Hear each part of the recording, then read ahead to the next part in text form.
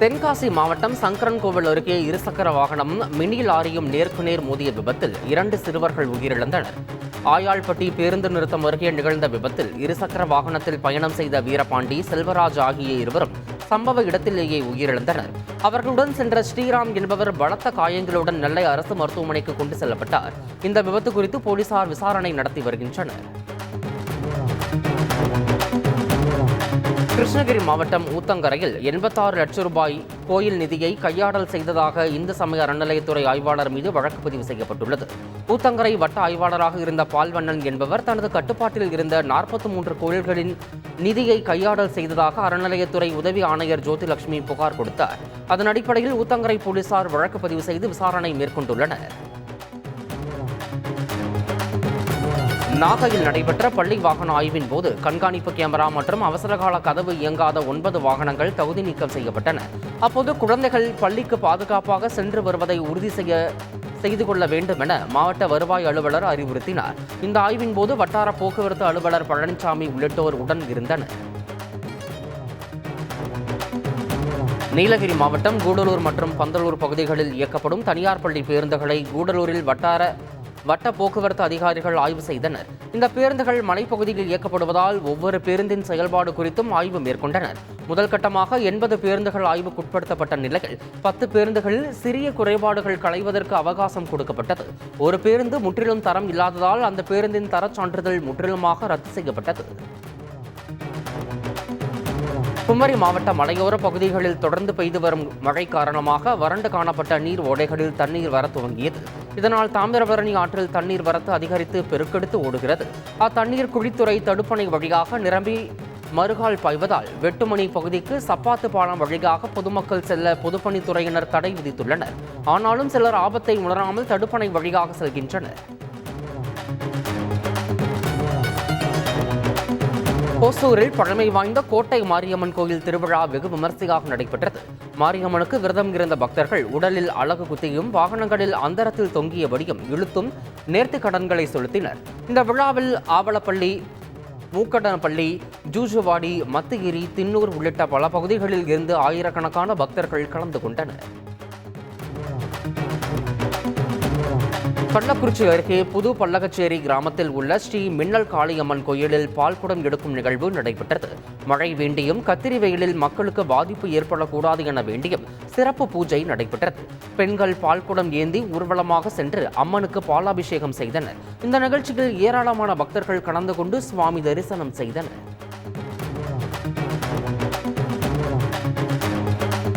திருப்பத்தூர் சுற்று வட்டார பகுதிகளில் பெய்த திடீர் மழையால் வெப்பம் தணிந்து குளிர்ச்சி நிலவியது.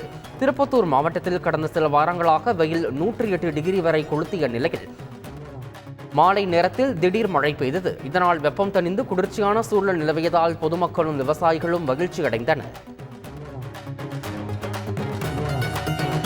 சிவகங்கையில் 1 மணி நேரம் பெய்த மழையால் மக்கள் மகிழ்ச்சி அடைந்தனர். சிவகங்கை ஆட்சியர் அலுவலக வளாகம், காஞ்சிரங்கால் மற்றும் சுற்று வட்டார பகுதிகளில் சுமார் 1 மணி நேரமாக மிதமான மழை பெய்தது. இதனால் குளிர்ச்சியான சீதோஷ்ண நிலை நிலவியதால் பொதுமக்கள் மகிழ்ச்சி அடைந்தனர். திருப்பூர் சுற்று வட்டார பகுதிகளில் பெய்த கனமழையால் மக்கள் மகிழ்ச்சி அடைந்தனர். திருப்பூர் மாவட்டத்தில் கடந்த சில நாட்களாகவே கோடை வெயிலின் தாக்கம் அதிகமாகவே இருந்தது. இந்த நிலையில் இன்று பெய்த கனமழையால் வெப்பம் தணிந்து குளிர்ச்சியான சூழல் நிலவுவதால் மக்கள் மகிழ்ச்சி அடைந்துள்ளனர்.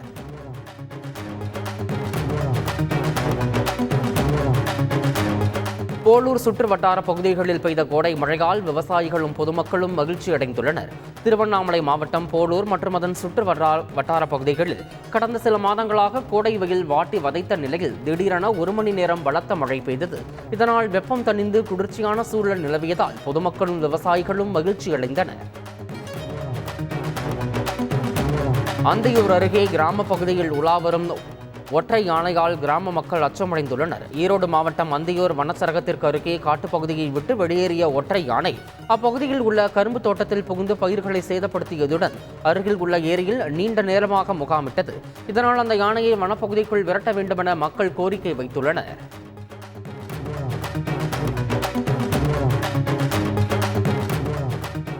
இலங்கையில் இருந்து கடல் வழியாக தங்கம் கடத்தி வரப்படுவதாக வெளியான தகவலை அடுத்து ராமநாதபுரம் மற்றும் சிவகங்கையில் டிஆர்ஐ அதிகாரிகள் தீவிர கண்காணிப்பில் ஈடுபட்டனர். அப்போது ராமநாதபுரத்தில் ஒருவரிடம் இருந்து 5892 கிராம் எடை கொண்ட தங்கம் பறிமுதல் செய்யப்பட்டது. இதேபோல சிவகங்கையில் 2 பேரிடம் இருந்து 8060 கிராம் எடை கொண்ட தங்கம் மீட்கப்பட்டது. பிடிபட்ட தங்கத்தின் மொத்த மதிப்பு சுமார் 10 கோடி ரூபாய் என்றும் இது தொடர்பாக 5 பேரை கைது செய்து விசாரணை நடத்தி வருவதாகவும் அதிகாரிகள் தெரிவித்தனர். சென்னை எழும்பூர் குடும்ப நல மருத்துவ பயிற்சி மையத்தின் முதல்வராக பணியாற்றி வரும் மருத்துவர் பழனியின் நொளம்பூர் வீட்டில் லஞ்ச ஒழிப்புத்துறையினர் நடத்திய சோதனை நிறைவு பெற்றது. காஞ்சிபுரம் மாவட்டத்தில் சுகாதார பணிகள் துணை இயக்குநராக பணிபுரிந்த மருத்துவர் பழனி அளவுக்கு அதிகமாக சொத்து சேர்த்ததாக வழக்கு தொடரப்பட்டது. இதையடுத்து நடத்தப்பட்ட இந்த சோதனையில் 5,26,000 ரூபாய் பணம், பல கோடி ரூபாய் மதிப்புள்ள முக்கிய நில ஆவணங்கள், வெள்ளி பொருட்கள், மடிக்கணினி உள்ளிட்டவை பறிமுதல் செய்யப்பட்டதாக தெரிவிக்கப்பட்டுள்ளது. மயிலாடுதுறையில் காதல் தகராறில் காதலி பெட்ரோல் ஊற்றி தீ வைத்ததில் காதலன் சிகிச்சை பலனின்றி உயிரிழந்தார். பூம்புகார் கல்லூரியில் படித்து வரும் ஆகாஷ் என்பவர் மயிலாடுதுறை அரசு மகளிர் கல்லூரியில் படித்து வரும் சிந்துஜா என்ற பெண்ணை காதலித்து வந்துள்ளார். மேலும் ஆகாஷ் மற்றொரு பெண்ணிடமும் பழகி வந்ததாக கூறப்படுகிறது. இதனால் ஆத்திரமடைந்த சிந்துஜா இருசக்கர வாகனத்தில் சென்றபோது ஆகாஷ் மீது பெட்ரோல் ஊற்றி தீ வைத்துள்ளார். இருவரும் காயமடைந்து மருத்துவமனையில் அனுமதிக்கப்பட்ட நிலையில் ஆகாஷ் சிகிச்சை பலனின்றி உயிரிழந்தார். காதலி சிந்துஜா மீது கொலை வழக்கு பதிவு செய்யப்பட்டுள்ளது. 10ஆம் வகுப்பு பொதுத் தேர்வில் புதுச்சேரி மாநிலத்தில் முதலிடம் பிடித்த மாணவிக்கு காரைக்கால் ஆட்சியர் வாழ்த்து தெரிவித்தார். தமிழகத்தில் 10ஆம் வகுப்பு பொதுத் தேர்வில் 78.20% தேர்ச்சி விகிதத்துடன் கடைசி இடத்தை காரைக்கால் மாவட்டம் பிடித்தது. இதனால் பெற்றோர்கள், சமூக ஆர்வலர்கள் கல்வித்துறை மீது அதிருப்தியில் இருந்தனர். ஆனால் காரைக்கால் அன்னை தெரசா அரசு மகளிர் மேல்நிலைப் பள்ளியைச் சேர்ந்த அர்ச்சனா என்ற மாணவி புதுச்சேரி மாநிலத்திலேயே அரசு பள்ளிகளின் தரவரிசையில் முதலிடம் பிடித்து சாதனை படைத்தார். இந்த நிலையில் மாணவி அர்ச்சனா 2ஆம் இடம் பிடித்த மாணவி கிருபாலட்சுமி, 3ஆம் இடம் பிடித்த சிவசங்கரி ஆகியோரை நேரில் அழைத்து காரைக்கால் ஆட்சியர் மணிகண்டன் வாழ்த்து தெரிவித்தார். இலங்கையில் உள்ள சீதாதேவி கோயில் கும்பாபிஷேகத்திற்காக திருப்பதி தேவஸ்தானம் சார்பில் 5000 லட்டுகள் இலங்கைக்கு அனுப்பப்பட உள்ளன. இலங்கை அசோகவனத்தில் உள்ள சீதாதேவி கோயிலில் வரும் 19ஆம் தேதி கும்பாபிஷேகம் நடைபெற உள்ளது. அந்த விழாவிற்கு திருப்பதியில் இருந்து வரவழைக்கப்பட்ட 5000 லட்டுகள் சென்னையில் இருந்து இலங்கைக்கு நாளை அனுப்பி வைக்கப்பட உள்ளன. இந்த விழாவில் திருப்பதி தேவஸ்தானத்தின் தமிழ்நாடு பிரிவு தலைவர் சேகர் ரெட்டி உள்ளிட்டோர் கலந்து மாங்காட்டில் பெண்ணிடம் செல்போன் பறிப்பில் ஈடுபட்ட நபரால் பரபரப்பு ஏற்பட்டது. மாங்காடு அடுத்த லட்சுமிபுரத்தில் வளர்மதி என்ற பெண்ணிடம் செல்போன் திருட முயற்சித்தவரை பொதுமக்கள் தர்ம அடி கொடுத்து போலீசாரிடம் ஒப்படைத்தனர்.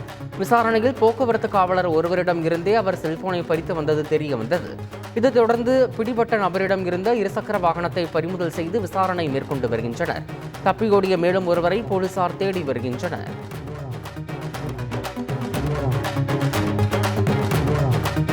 நீலகிரி மாவட்டம் கூடலூர் அடுத்த தொரப்பள்ளி பகுதியில் ஊருக்குள் காட்டு யானைகள் நுழைவதை தடுக்கும் விதமாக அகழிகள் தூர்வாரப்பட்டு வருகிறது. மக்னா வகையைச் சேர்ந்த யானை ஒன்று தொரப்பள்ளி நகரில் நாள்தோறும் ஒய்யார நடைபோட்டு வருகிறது. இந்த நிலையில் குனில் வயல், அல்லூர் வயல், தொரப்பள்ளி போன்ற கிராமங்களில் முதுமலை புலிகள் காப்பக எல்லையில் மண் மூடியுள்ள அகழிகளை தூர்வாரும் பணியில் வனத்துறையினர் இறங்கியுள்ளனர். இதன் மூலம் அந்த யானைகள் கிராம பகுதிக்குள் வருவதை தடுக்க முடியும் என வனத்துறையினர் நம்பிக்கை தெரிவித்துள்ளனர். நீலகிரி மாவட்டம் உதகையில் மலர் கண்காட்சியை காண வந்த சுற்றுலா பயணிகள் பல்வேறு பாடல்களுக்கு நடனம் ஆடினர். உதகை அரசு தாவரவியல் பூங்காவில் 126வது மலர் கண்காட்சி நடைபெற்று வருகிறது.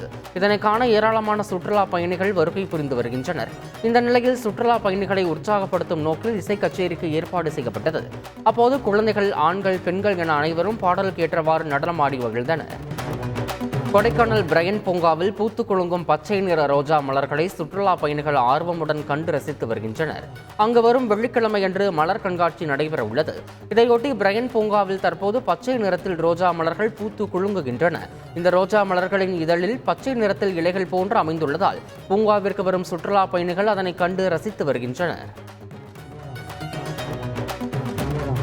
தூத்துக்குடி மாவட்டம் கோவில்பட்டியில் உள்ள மாவட்ட அரசு தலைமை மருத்துவமனை தூய்மை, சுகாதாரம் மற்றும் நோய் தொற்று பரவலை தடுத்தல் பணியில் சிறந்து விளங்கியதற்காக மாநில அளவிலான காயகல்ப் விருது பெற்றுள்ளது.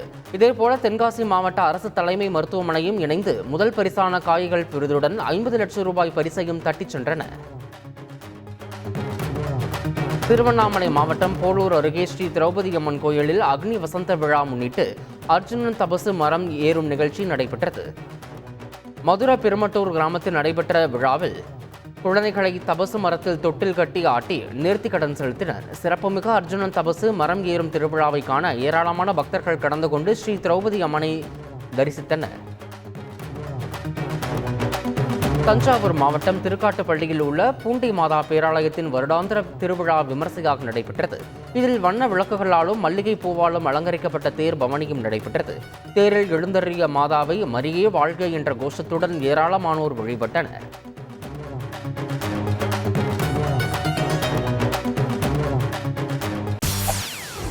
செய்திகளை உடனுக்குடன் தெரிந்து கொள்ள உடனே சப்ஸ்கிரைப் பண்ணுங்க.